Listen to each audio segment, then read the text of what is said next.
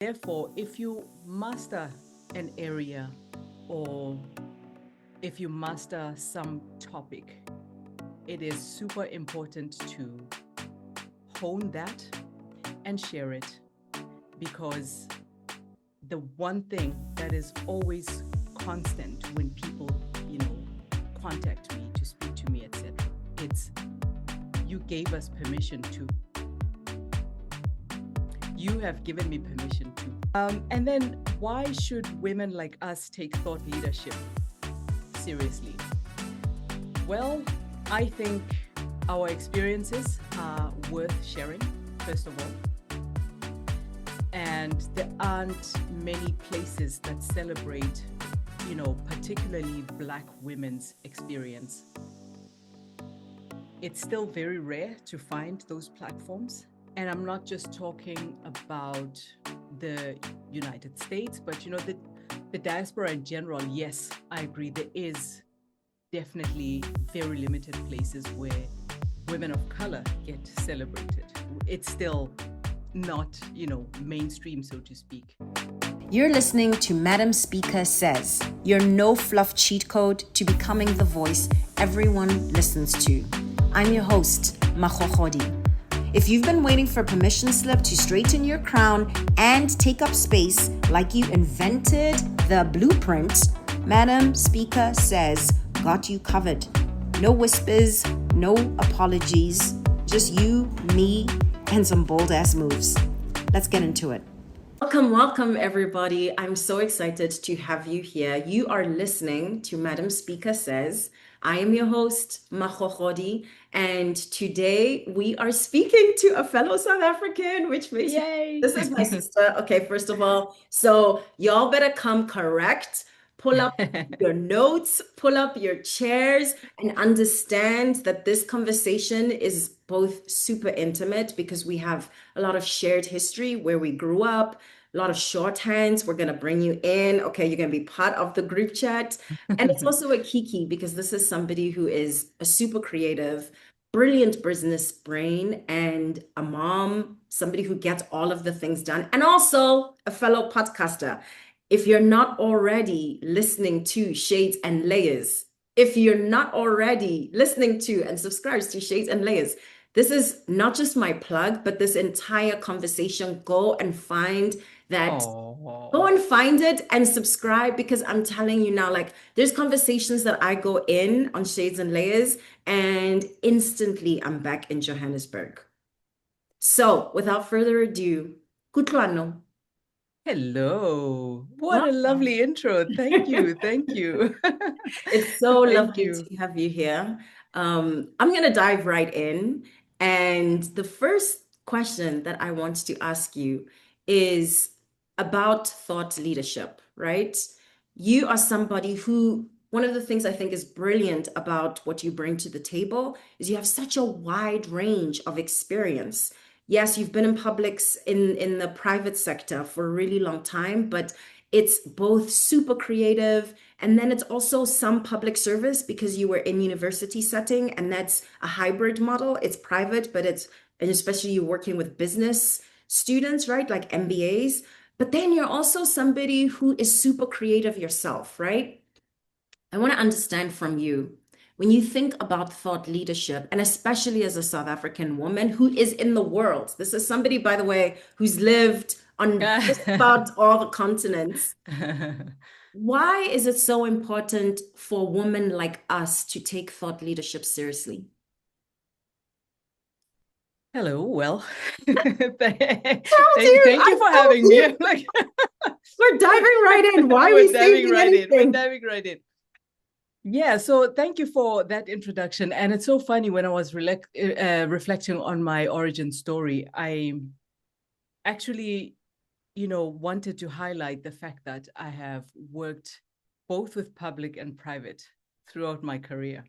So when I was in radio, there was also, public radio at SAFM, Metro FM, and television. My career was also, Channel O and SABC, which is the national broadcaster in South Africa. So there's always been that link between private and it's throughout. Like that is the thread. Like throughout, it's always public, it's always private. And that's also, as I'm thinking now, going forward, I'm like, okay, I can see where this red thread, where this link is between everything.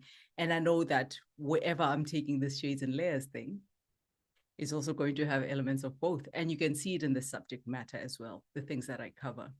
They're not just about commerce, it's also about impact. So there's some sustainability involved, there's some social justice involved, all the things that are related to the well-being of not only the entrepreneur, but society at large, and also the entity itself, the unit itself, the business unit itself. So that's, background to where I am right now. And then why should women like us take thought leadership seriously? Well, I think our experiences are worth sharing, first of all. And there aren't many places that celebrate, particularly Black women's experience. It's still very rare to find those platforms. And I'm not just talking about the United States, but, the diaspora in general. Yes, I agree. There is definitely very limited places where women of color get celebrated. It's still not, mainstream, so to speak.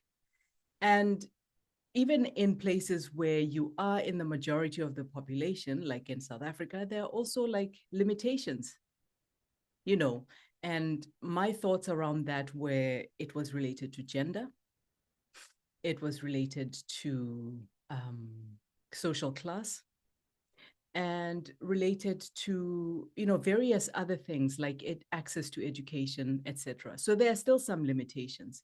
Therefore, if you master an area, or if you master some topic, it is super important to hone that and share it, because the one thing that is always constant when people contact me to speak to me, etc., it's you gave us permission to. You have given me permission to. If I had not witnessed your work, I don't know if I'd have gone into this field. So it's very important. Do take it very seriously and share your experiences, share your ideas, share your thoughts on specific topics, and also take time to master it, because it's a worthwhile pursuit. It really is a worthwhile pursuit to master a topic, or your story. Actually, be the one who's in charge of your narrative, and please do share it. It's a very important thing. What you're saying is so important. And you and I, of course, we're going to say this, right? We're both storytellers in different mediums.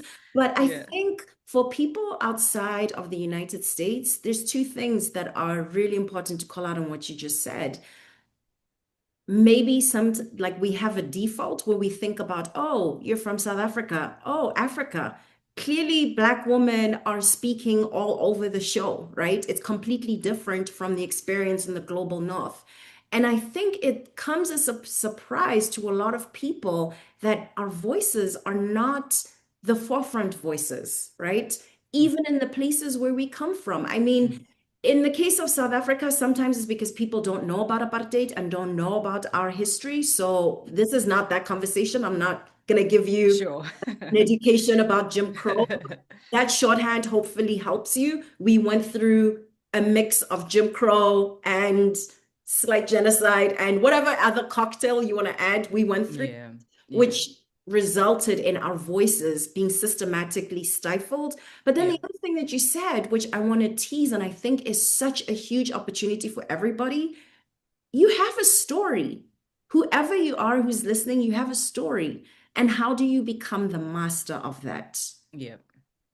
You definitely have to look at your story. And I mean, it's a constant refinement, because we are dynamic beings. And things change all the time. But, take the time to understand where you've been.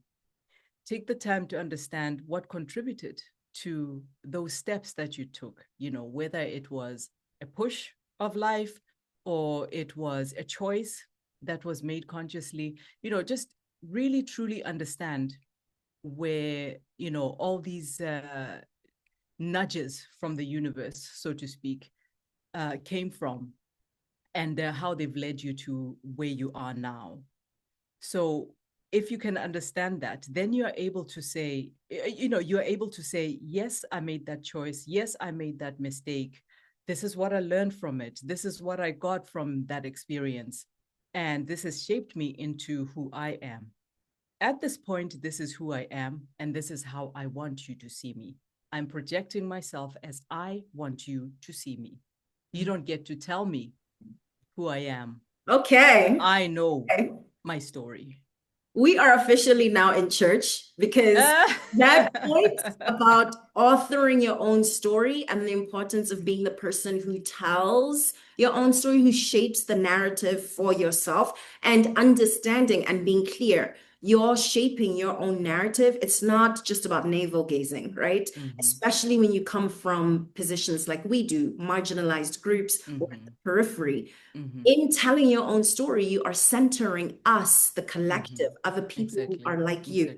And so my question to you is, what formed you? The very thing that you're saying, how do you master your story? What are the touch points in your life that you look back and you're like, the person that I am now, how I want to be seen today, here's exactly the moments that felt really pivotal. And especially to you as somebody who is a storyteller with a megaphone, right? A thought leader who shapes culture. And let me be clear, for people who are listening to us, we're truly talking to somebody who shapes culture. So after 1994 is the mark of democracy in South Africa. Yeah. Nelson Mandela becomes the president. It also means the media landscape in South Africa changed completely. Like, and not only that, like youth culture, Black youth culture became a thing. And we're talking to a woman who decided at that time, like, you know what? I'm actually going to start a media company. It's actually going to have like cultural impact. And her television, her radio productions, this was stuff that we were consuming en masse throughout the country. So when I say shaping culture, I'm not talking about like me and my best friend on the side, which, by the way, I'm not knocking that, but I'm just saying, you had the audacity to do something huge and without precedent. You can't say, oh, I saw such and such doing it in South Africa, because we legally... Okay. Yes. So, like, where did that come from? Where did that audacity come from? Honestly, this was the ignorance of youth and being born at the right time. And also having parents who made sure that we were exposed to many different ways of being while growing up. And, showing us the possibilities. So I would say that, the born at the right time thing it really is. I think people do not give that enough credit. I do not think that what happened post-apartheid would be happening now, right? It's a very different era. And I was lucky enough to be in a position to take advantage of the conditions that were in existence at the time. I met the right people. Number one, I was at Rhodes University, right? That's where I chose to go to journalism school. Before that, let's go back. At age 12, I get this light bulb moment where I'm like, I'm going to be a writer when I grow up, right? And it was so clear to me, like I can actually even still feel it inside of me. So I knew there was something to do with story as I carried on. There was like humming and hoeing, and I want to do this, I want to do that. But at the end, when it came to choices, I was like, okay, I'm going to Rhodes and I'm going to go to journalism school. And this is what I'm going to do with my life. Okay, I'm going to interject here. Let's go back to 12 years old. What's happening? What's happening at 12 to inform that clear-headed direction? I'm going to be a writer. Honestly, I think I started journaling as soon as I could form sentences, to be honest. Probably age 11 was when I had my first diary, as we used to call it back then.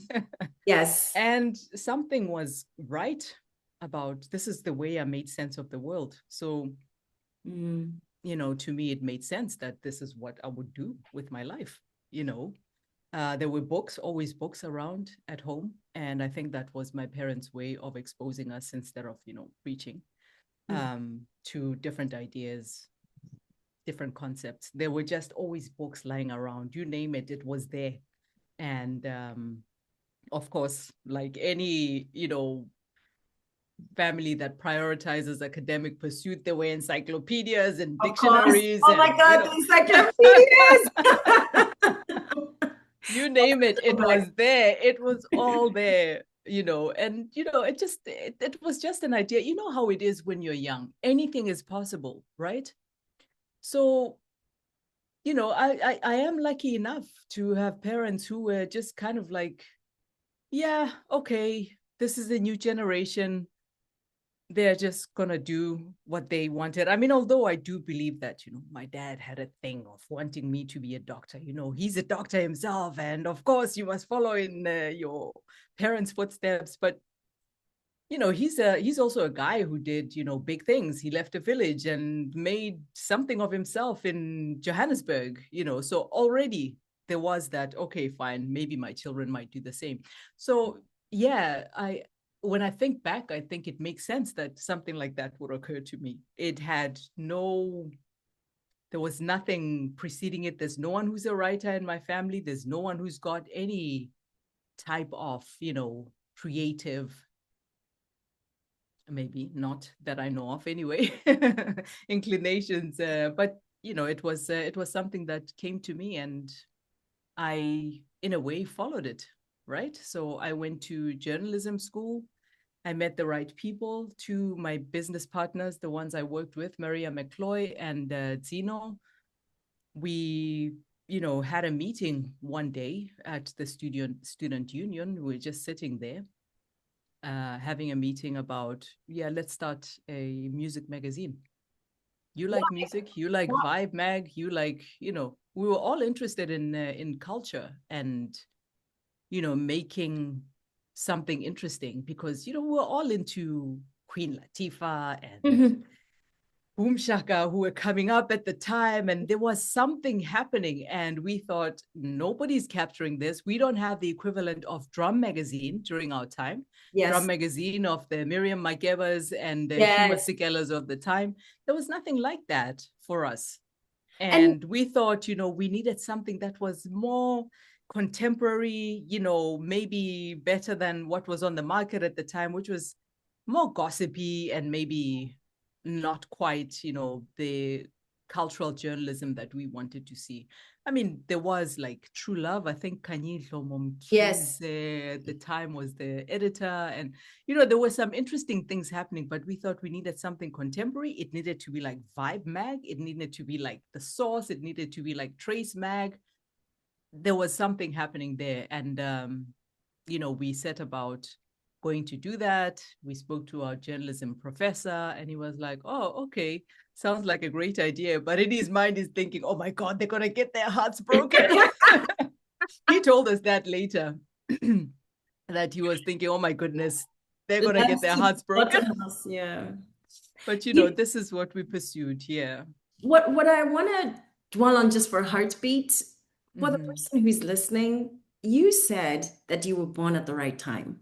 And being born at the right time, there's a self-awareness in what you're describing. I agree because I understand the history of South Africa and where we are now as an economy as well as a culture, right? Very different times. And even your description of that moment in the meeting with your two colleagues, I get the butterflies and the excitement in my stomach now because I remember the energy field of that time. But here's my challenge. Is there a wrong time to be born? Because what you're describing is somebody who recognizes opportunity. The opportunity wasn't, oh, I was born in 19 whatever. The opportunity was there's a gap in the market. True love is fantastic, but they're talking to maybe career women, maybe women who want to cook. I don't know. That's my memory of what some of what true love was about. Your college students, nobody at the time is cornering that market, thinking about these kids like vibe, but that's in the States. They know nothing about TKZ. They know nothing about who did you just mention? Boom Shaka. Shaka. Oh my God. I remember running into Boom Shaka. Abashante. Yeah, Oh yeah, my yeah, God. Okay, okay. The moment. Like you're really gonna take me. But what you're describing to me, I want to challenge the idea that there is a time to be born that's more special than other times. And to put it like this, like what if you're born now? Are there opportunities now? How do you think about that? There are always opportunities. So I don't think there's a wrong time to be born. I just think there are waves that you can catch at specific times in history. I just so happened to have the advantage of youth at the time. Right now, there are opportunities everywhere. You can see them in everything that is happening in digital and anything that is happening with artificial intelligence. You know, there's a lot of opportunities. They're just different. I just think how you catch a wave, you know, is determined by when you are born. Because if I had to, let's say, get into AI right now, it would look very different from if I were 21 years old and this was, you know, my time. I just graduated university. That it comes with a different energy and a different focus, right? So no, there is no wrong time to be born as such, all things being equal and normal. There's no wrong time to be born, but there are opportunities, and it is I think there is luck, which is something that we don't talk about enough. There is luck. There is no reason why it was me and Maria and Zeno who were able to do what we did, except that we were born into the right families who were able to take us to, you know, Rhodes University, and we had certain lecturers. It's just, you know, a draw of the luck. That's about it. So I think that has to be factored in, that it's not because I did anything specifically special. Yes, I made the best of the things that I had. Absolutely. Yes. I did. Yes. However, I also happen to come from a certain family, certain social class, certain educational background, etc. And that gave me a leg up, and I was able to do the things that I was able to do. I'm so glad you're saying that, because you're also highlighting the importance of class, the importance of privilege, and the importance of socioeconomic position, right? You came from a very specific space that allowed you to have the meritocratic entryway. Exactly. But what you did once you were inside, that was a form of creating luck. I think two things can be true at once. Absolutely. You definitely benefited from, I love the description that you give us. It could have been anybody. I think that's true, but at the same time, there's a huge part of me that understands, but it wasn't. You had classmates at Rhodes, and I know a lot of them were a hell of a lot richer than you were because of our country and how our country was set up, right? Yeah. So you saw an opportunity and you went after that opportunity. And that, to me, like that agency is something that's important for people listening to recognize. Yes, you are given the cards that you're dealt, but how do you create your own luck? How do you create your own luck? Exactly. No matter what the cards that you're dealt are. Exactly. And a lot of it has to do with relationships, you know. It has a lot to do with, you know, I mean, when you see following things with focus and passion and not being sidetracked. We set out to do something and we pursued it relentlessly. There were lots of sleepless nights. There were lots of very, very long days. And there were lots of mistakes along the way, and disappointments, and deals that didn't come through, and people who don't take you seriously because you're 21 years old or whatever. And then there are people who were thinking, hey, you guys are onto something. This is what you need to do. And we met all sorts along the way, but the thing was, we pursued it relentlessly. There was no hesitation, no doubt as to what it is that we wanted to do, and we were going to get it done by any means necessary. By any means necessary. Okay. But the nice thing is that I didn't only pursue lest we make that mistake, I didn't only pursue Black Rage alone, the media company. At the same time, I was working in radio, right? So I was a radio professional. I was cutting my teeth in the newsroom at 702, and that paid for the expenses of, telephone, rent, getting a business plan. Maria was, working at the Mail and Guardian when she graduated a year later, and that also paid for the expenses of running a business, and making sure that we had the things that we needed, the meetings are happening, and etc.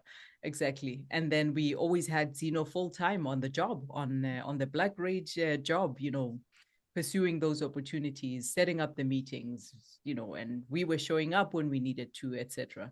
So there were two things happening at the same time. It wasn't just because we had to finance it somehow. It's not as if, yes, we did have privilege, but we didn't come from a bottomless, pit of money. So we had to finance this thing somehow. And also just to get your skin in the game. This is the other part. You really have to have skin in the game. Put something in, and you will get a lot out. That is what creating luck is. You've got to be in there. I love this. And there's somebody who's listening who really needs to hear the part of the full-time gig that you had. And just for context, 702, we're talking about the biggest talk radio station in the country. Mail and Guardian, we're talking about the most prestigious print media company in the country. So these are three who have super ambitious careers, right? And I know that there's a lot of people in the audience who have big dreams, who see themselves as storytellers, as creatives, and the tug between, but I need to pay the bills, and this is where I am right now. Your example and your reminder that actually the dreams live parallel to each other. They're running on two tracks that are going at the same time. It's like trains. It's not that, okay, you just give everything up and you run to go and do the entrepreneurial path. No, it could be that your corporate job fuels this entrepreneurial dream that you have. We're going to come back to this. Let's not forget that. Let's not forget that. We're going to come back to Black Rage in a moment, but I want to shift gears and talk about your time. We're going fast forward, people. So buckle up, put the seatbelts on, and we're now in Sweden. Denmark. In Denmark. I'm sorry. We're in Denmark. That tells you a lot. Well, the Nordics.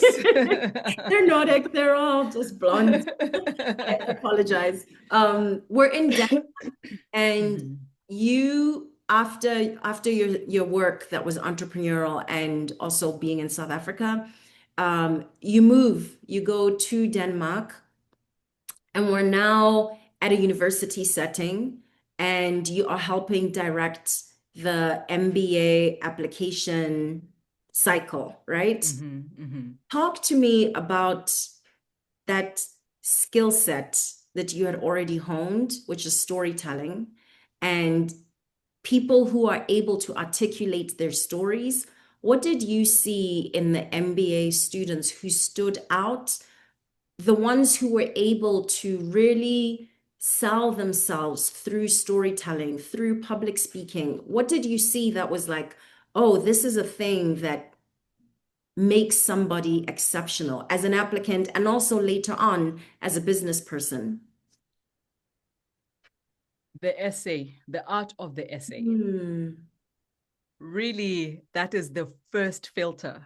Honestly, like this is, well, you could actually, you would meet the person first, right? How do they present themselves? Who are they? What are their ambitions? What's their reason for wanting to do this whole thing? And then the art of the essay.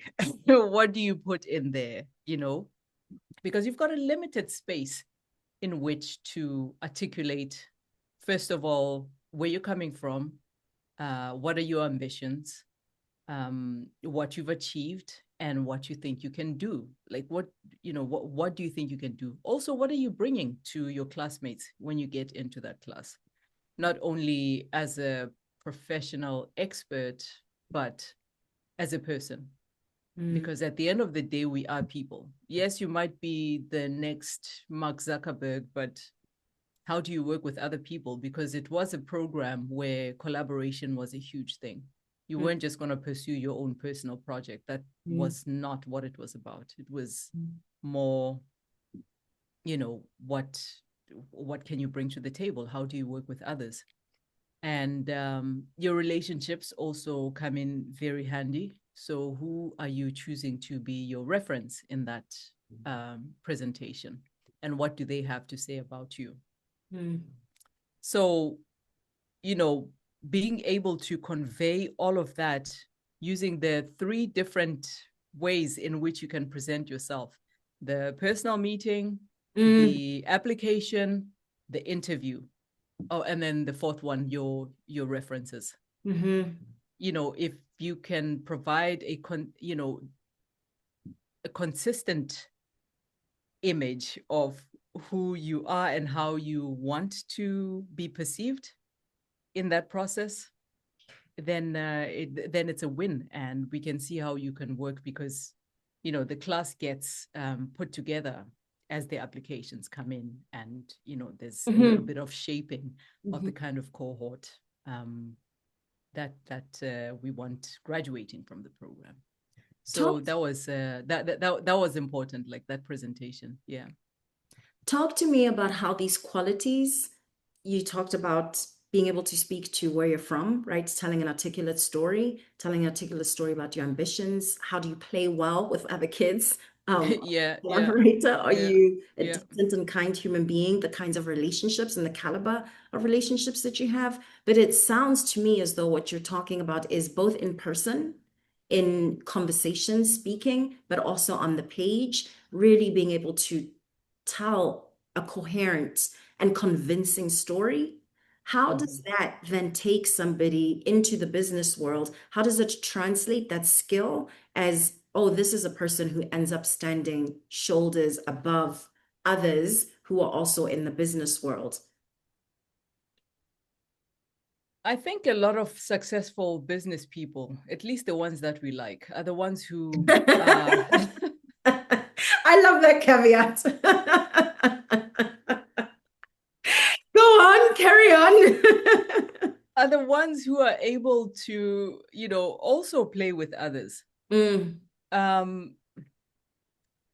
I mean, I know that you go to business school and it's all about getting things done, shareholder value, bottom line, etc. Those are like super important. There is a reason why businesses exist, and they do exist for profit. Let's not fool ourselves here. Yes. This is the reason. However, there's a way and there's a way.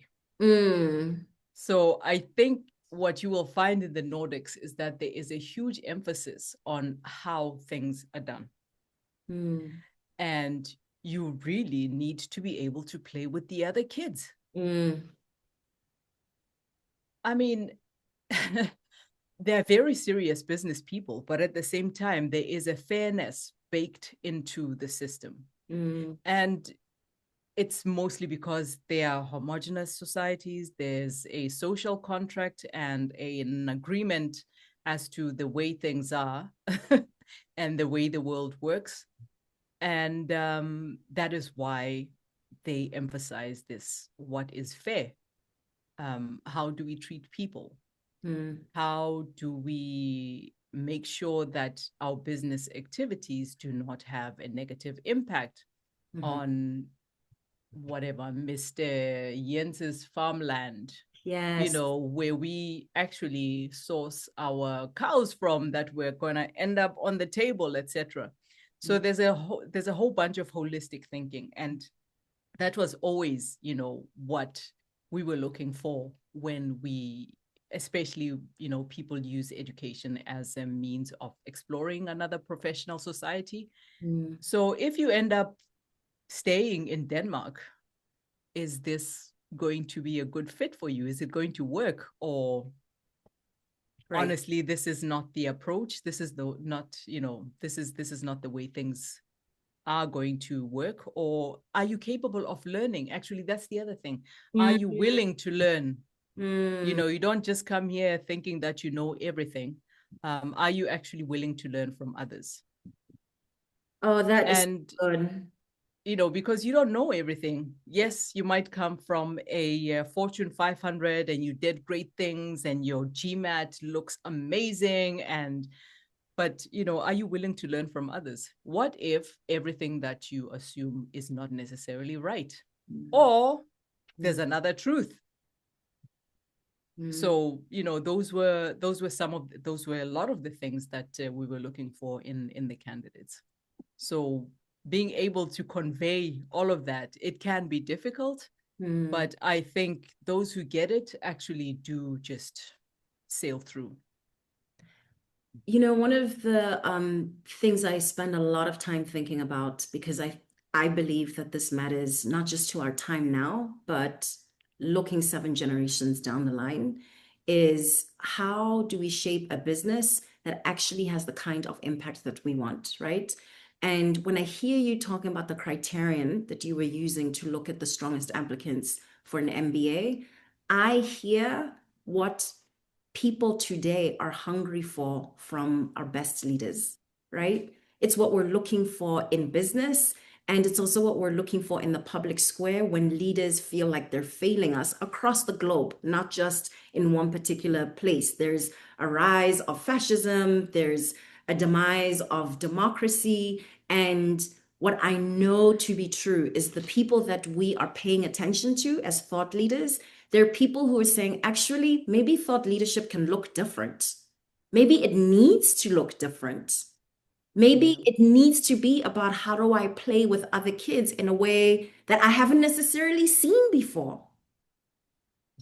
I think it's not a coincidence that we all want to know who's behind a specific business.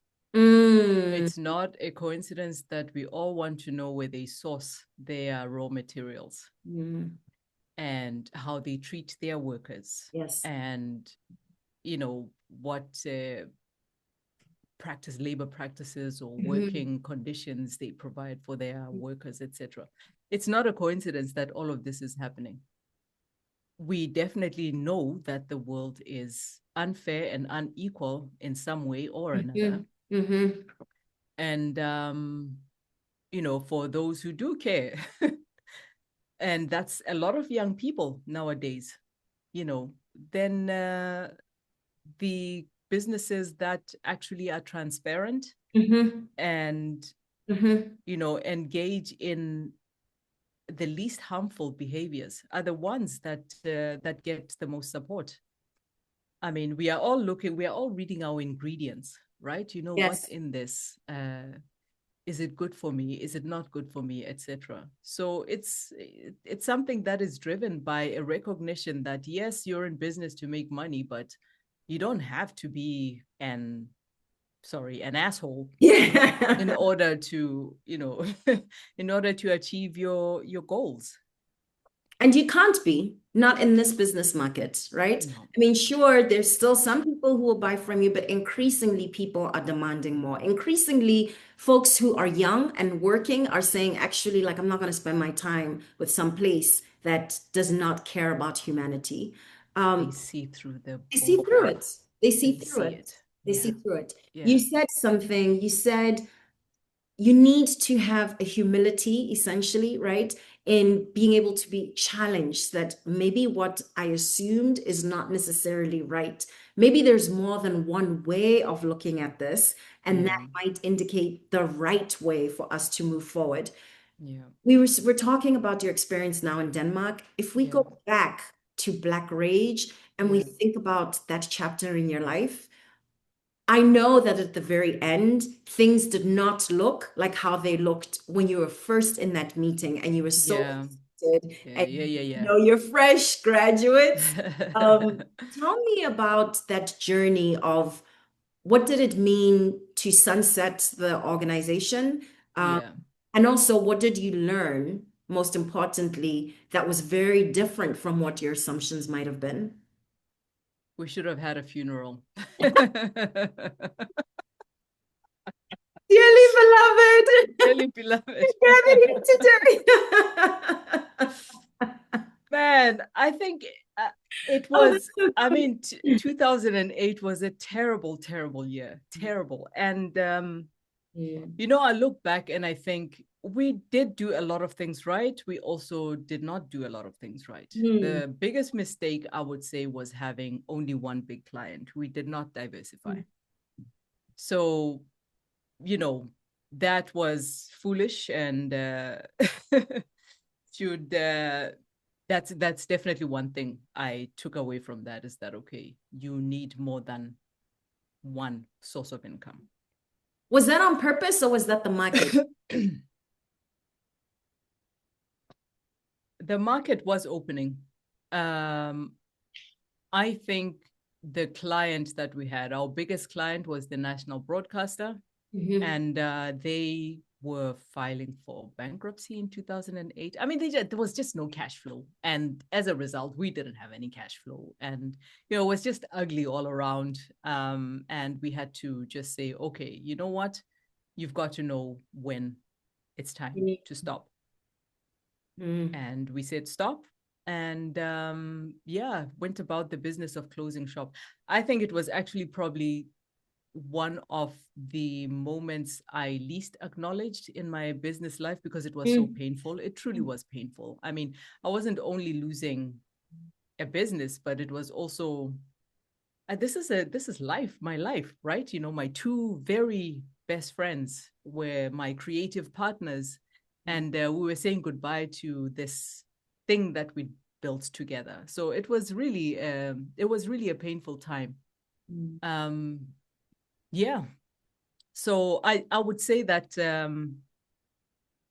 you really need to make sure that your back end is in order. You have to be sure about that, as in you've got different streams of income, you've got enough money to keep the lights on, keep your people happy, you know, pay what's due to the state, all of that. Otherwise, it can end really badly. So I would say that keep an eye on that back end. yeah.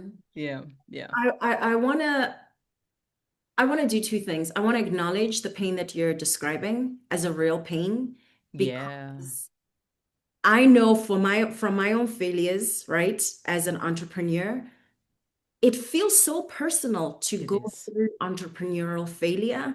And the way that I've experienced it is that I am the failure.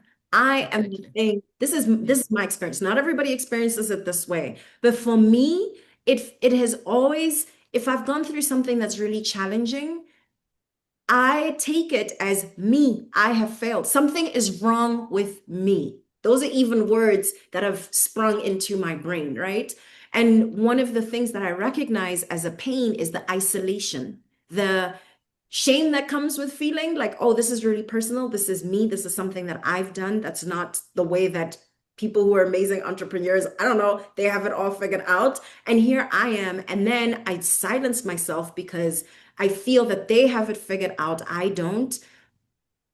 And that isolation, that to me, that's the real source of the pain. It's the isolation plus the shame. I'm curious for you, what do you know now about the pain and having lived through it? I mean, this is more than a decade ago, so you have some wisdom yeah. from what you learned.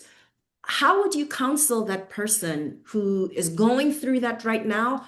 And also the recognition that this is what entrepreneurship is. You're going to Yeah. face hard days. Yeah. I think talk about it. I think really, really, really do find people to talk about it. I mean, we had each other, but no, we didn't really talk about it. It was, the practicalities of winding things down that we were talking about. But but also speak to people outside of who are not so close to the action, right? The thing is with entrepreneurship is that it becomes your identity. Yes. Right? I mean, if you ask people now, they still say Kutloano from Black Rage. Yes. So it becomes, and so if that fails, it really is like a part of you has been cut off, like literally.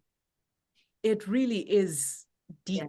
It's a deep, deep wound. And it took me a long, long, long time to get over it. Like the first 5 years were like I was whiplashed. I couldn't figure out anything or decide anything. Or, I always went back to, oh, what if this doesn't work? What if it ends up in the same way? And also I'd always been in a creative partnership, and, I would encounter other people who I probably could have worked with well, but it was like, nah, they're not quite what I'm looking for. I've seen this movie before. I'm sorry. It's like, nah. Yeah. They're not quite like the other one. You know what I mean?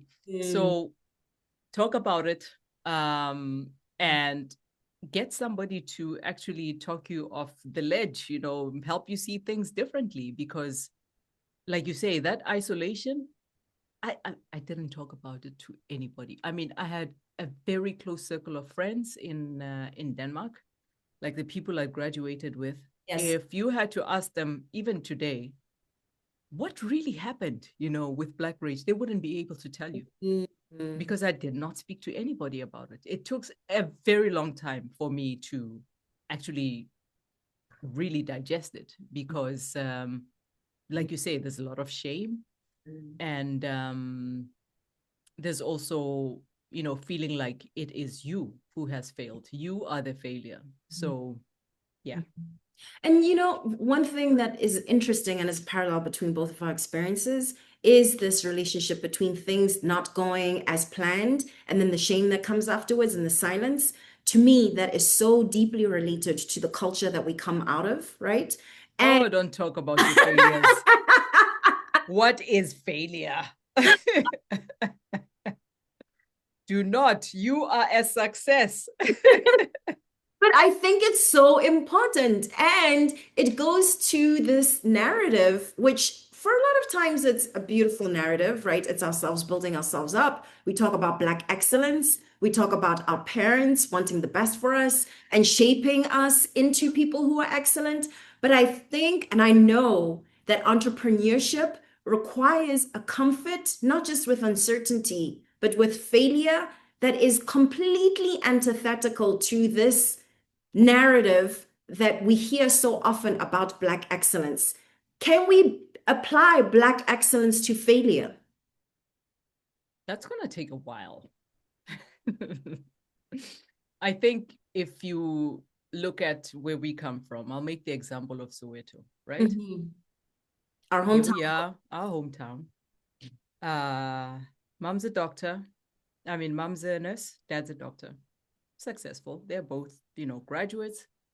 And here comes the two daughters, they go to the best schools. And, they are the, pinnacle. They're like these two everything everything that we've hoped for. They're good daughters. They are Black excellence. They're Black excellence, personified. Yes, little Michelle Obamas. Little Michelle Obamas. And then they come home and there's this failed business or, it shouldn't even be viewed as a failure, but, they don't say anything and nobody says anything, but, there is that,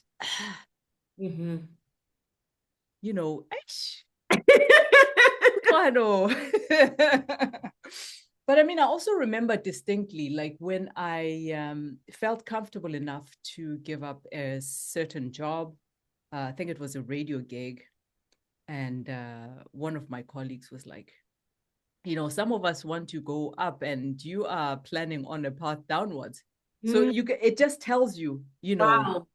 you know what I mean? So it just tells you the mentality around what success looks like, what Black excellence should be.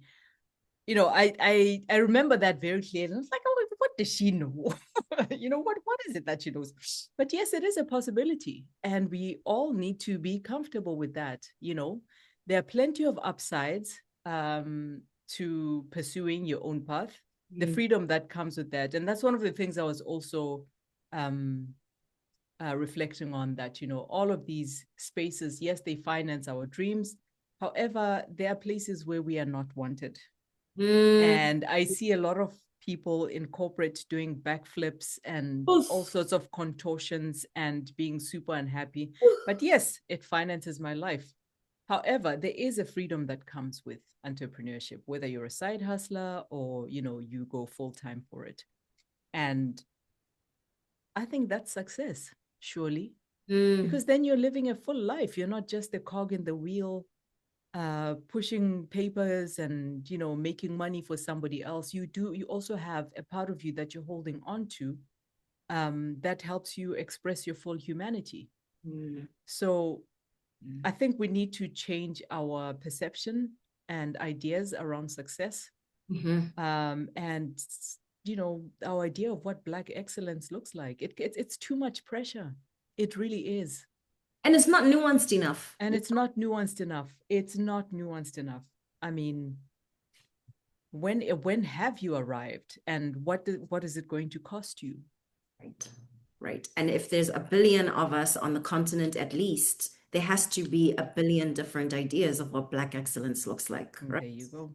I wanna wrap our conversation talking about this freedom, which is beautiful, right? And it's such a powerful invitation for people to come into. And it's also, if I look at your work, your body of work after Black Rage, after Denmark, where you are right now, take us to how you have created freedom for yourself through creating these offerings, these platforms they're platforms of storytelling. I mean, that's exactly what a podcast is. But they're also podcasts, they're also platforms of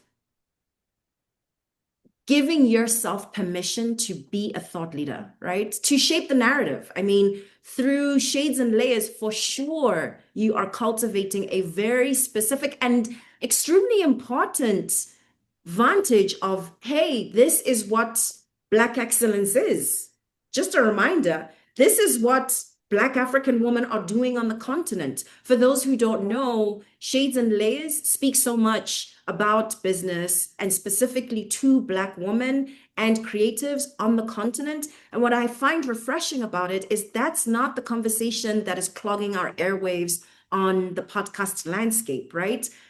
Often the stories that are being recycled around entrepreneurship, around who the best thought leaders are, we've heard those stories before. I'm not knocking them. Nothing's wrong with them. I love them. I listen to them. Yeah, absolutely. But you think a billion people don't have anything to say or anything innovative that they're doing? So number one, can you just bring us into where you are now in your journey of creating platforms that matter, that forward a kind of thought leadership that we can actually get behind? And then number two, the nuance of how you create that space, right? As something that is really, it's not just a vanity project. It's not just a marketing tool. You're doing something. And I think a lot of people in these kinds of spaces are doing a kind of revolutionary work that does not look like, here's my picket sign. Yeah. So when I started Shades and Layers, honestly, it was conceived as a love letter to Black women. And it was a space to bring yourself, come as you are. I know you're doing great things, but also know you've got your quirks And I know that if somebody else invites you onto their platform, you have to present yourself in a specific way in order to appear palatable, professional, whatever it is.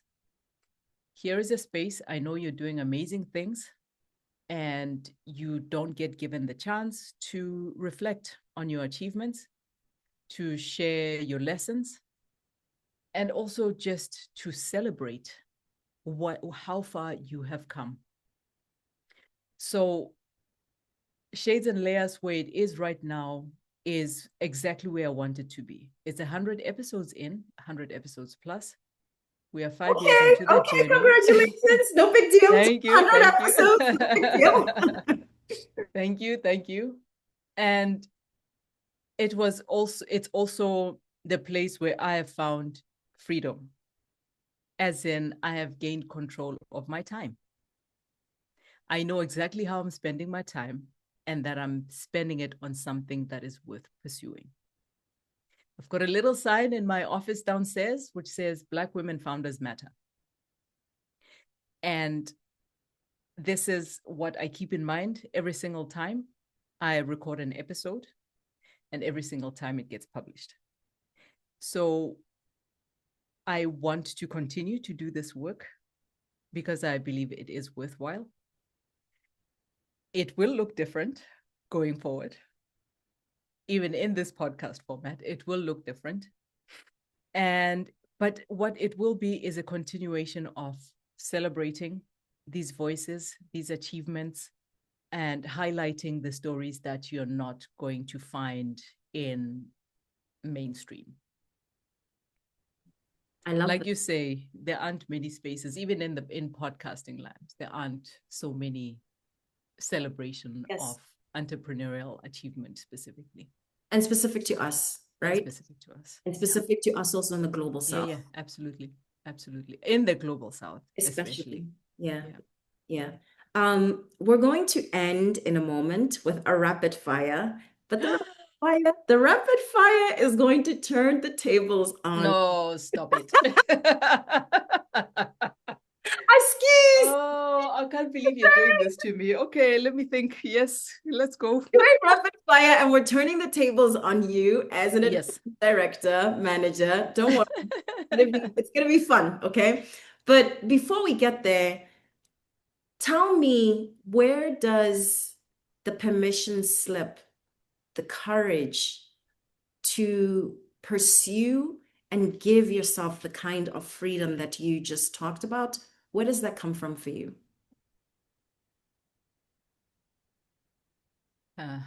I would say my biggest driver has been becoming a mother. And it's a job that I really want to do well. I think before I went into the Shades and Layers sphere, I was finding that I am not doing everything well. So I really need to focus. I knew I needed a creative outlet. I knew I needed something worthwhile pursuing that was for me and not for anybody else. And I needed to do something that wasn't only focused on two human beings who are going to grow up and have their own lives. So, fulfilled everything. So I think the permission slip comes from also, I've done this before. I have the confidence now, right? To say, I've done this before, and I know what the possibilities are. I know how long it takes. Let me pace myself. I know what it can look like, the ups and downs, even though I've done a world tour while pursuing it. I have some experience behind me. I think I know what I'm talking about now. So I can do this. And also, I think, the women I have been speaking to are also a very huge permission slip, including yourself. Thank you. Hello. Huge permission slip, because when you hear somebody else's story, it also gives you courage. When you see yourself in somebody else's story, it also gives you courage to go for it. There are so many different ways to skin this cat, man. And you can see it in everybody's story. okay, that could work for me. Oh, hey, good. You did that. Well done. And thank you. I like that idea. I think I can incorporate it in this and that way. So I think listening to other people's stories has also been, a permission slip.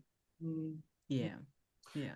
That to me is the perfect reason why you need to listen to Shades and Layers. I already told you at the beginning, if you're not subscribed, you're playing yourself. You're playing yourself. You need to subscribe to both Madam Speaker Says, you're already listening, but listen, check out Shades and Layers because the way that we move forward, it's what you said at the very top of the interview, right? You had the audacity to dream about Black Rage because of these two other women who were sitting next to you who said, yeah, it's not a big deal. We can do this. Woman and a man. Woman and a man. A woman and a man. My bad. Okay. All the genders. Yeah. But the point is, you surrounded yourself, and you said that actually. One of the things I had wanted to call out was it was the importance of the right time, but also the right people. That's what you said. Yep. And I want to just offer to somebody who's listening, the right people, they might not necessarily be sitting next door to you, but these things, these phones, they contain so a lot. Powerful because now you have people who can be sitting next to you right in your earbuds. Somebody like Kutloano and her podcast Through Shades and Layers, but then also every single guest that you bring on, just for me listening, I feel that I have walked the streets of Oaxaca and chuckled something stupid because you took me immediately back to the experience of being in South Africa, in Soweto specifically, right?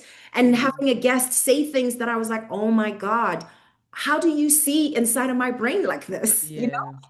And people's stories, people's stories are not a joke, and your own story, if you're listening, right? Your own story, your ability, like Kutloano said at the very beginning, to master your own story and to bring your story to us, that it's not just a gift to you, but don't underestimate how powerful and how much of a gift that is to all of us. Yep. Ready for rapid fire? Thank you. Are you ready for rapid fire? You better be thanking me. I'll get ready. Okay, let me tell you how this is gonna go. Okay. Rapid fire round, and I think this is gonna be fun because you were in the interviewing seat with admissions. I'm turning the exact same questions that you were putting in front of candidates for your MBA. I'm putting them to you, and rapid fire, 3 words, or at the very most, a sentence. Where are you from? Soweto. People who love me. What are your ambitions?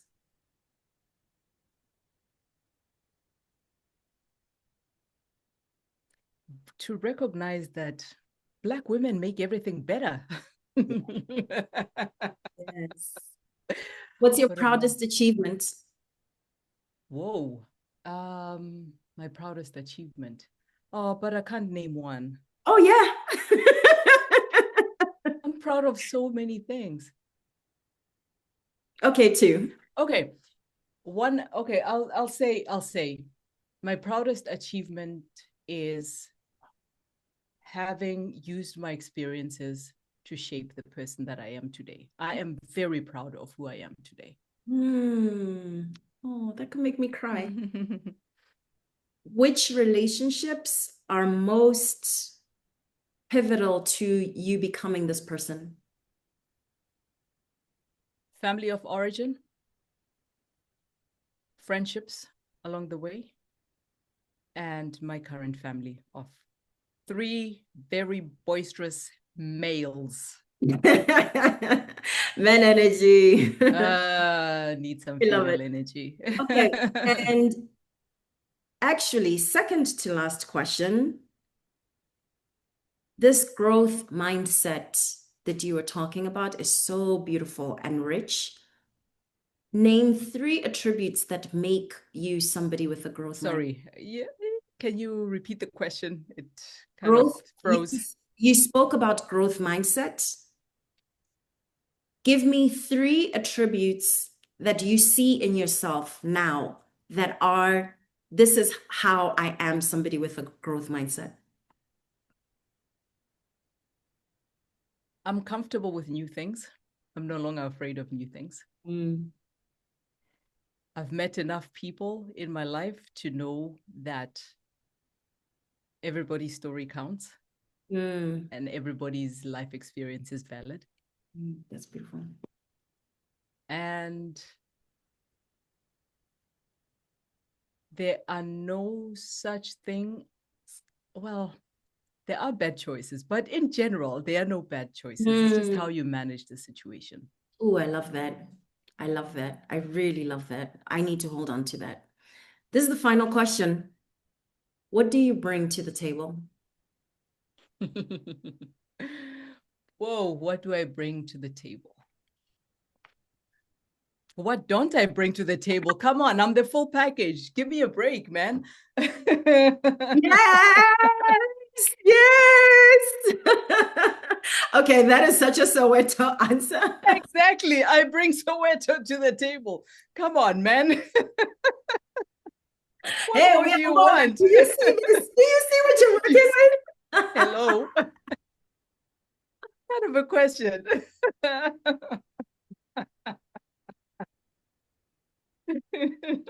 Oh my God, I love it. I love it. Okay, what is everything? I think I bring a very good energy to situations. I definitely am the one who will help you to see things in another light. And I bring a ton of varied experience. I have lived in South Africa. I've lived in the Nordics. I've lived in the United States, East and West Coast. And I think that really shapes perspective, and also it makes it, different, I would say. I think I'm able to articulate that quite well when we are sitting like this, and you will get something from it. Yes. And you also bring you already said energy. What I want to add to that is such a delicious energy and a beautiful way of telling stories in a way that draws people in. So thank you so much for being here. Thank you for being a Madam Thank you for Speaker. saying that. Thank you for being a Madam Speaker. Absolutely. I see you. I salute you. And thank you to everyone who's joined us for this conversation. This has been so rich. I want to remind you, if you are interested in our quiz, it's specifically around thinking through the kind of storyteller you are and the attributes that you have, which probably are inspired by and might be parallel to the kinds of beautiful attributes that Kutloano brings here to the table and that I know are brimming inside of you. If you're curious about yourself as a thought leader, check out that quiz. Details are in show notes. And again, I'm going to make the plug. If you are not yet subscribed to Shades and Layers, all of the details for that are in the show notes as well. Kutloano, is there anything else that you want to point people towards around your work? I just want to say, first of all, thank you for having me. The thing I will point you towards in my work is just the podcast. It's where you will find everything. And while you're there, take time to subscribe to the newsletter where we have a kiki. You will find all sorts of lovely, juicy things in there. Well, this has been such a kiki, and I'm so grateful for you. Thank you. Thank you. Hey, pull up. Just you and me for a second. Are you an exec, a founder, or an entrepreneur who's sick of shrinking in rooms you're overqualified to lead? It's time to stop playing small and start owning your expertise. But how, Machochodi? Girl, I got you. I offer coaching that helps women of color just like you to claim your place as a thought leader. Whether you want to command a room, craft and share your signature story, or finally get that book out of your head and onto bookshelves, I've got the strategy and spicy accountability that you need. If you're tired of seeing less qualified folks shine while you stay behind the scenes, girl, the wait list is open. Follow the link in show notes to stop waiting for permission and claim your VIP spot now. My mission? Helping women just like you to snatch the spotlight, shake the table, and take your damn seat at the top already. No begging, no detours, and nope, no apologies. Just bold ass moves.